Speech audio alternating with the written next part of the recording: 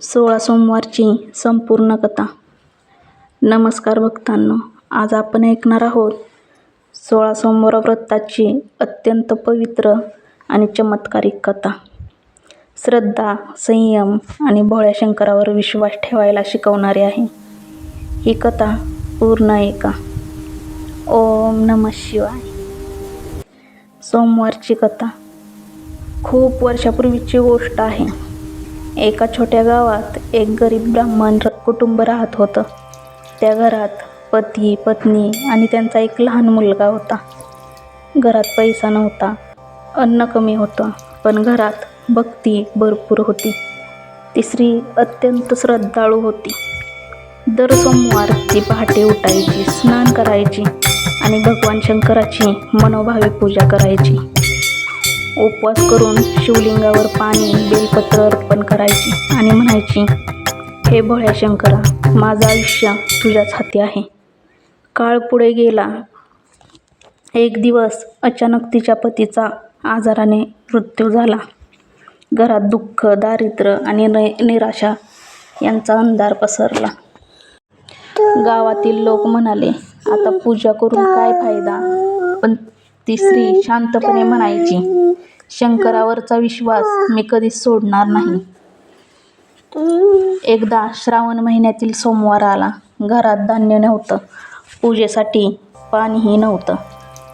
तरीसुद्धा ती स्त्री पहाटे उठली. ती नदीवर गेली, डोक्यावर पाण्याचा घडा घेतला आणि मंदिरात पोहोचली. डोळ्यात अश्रू पण मनात भक्ती.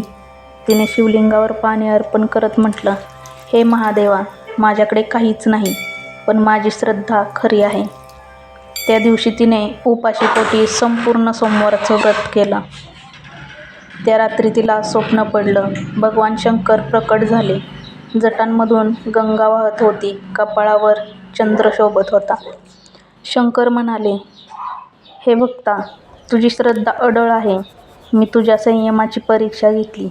आता तुझं दुःख संपेल.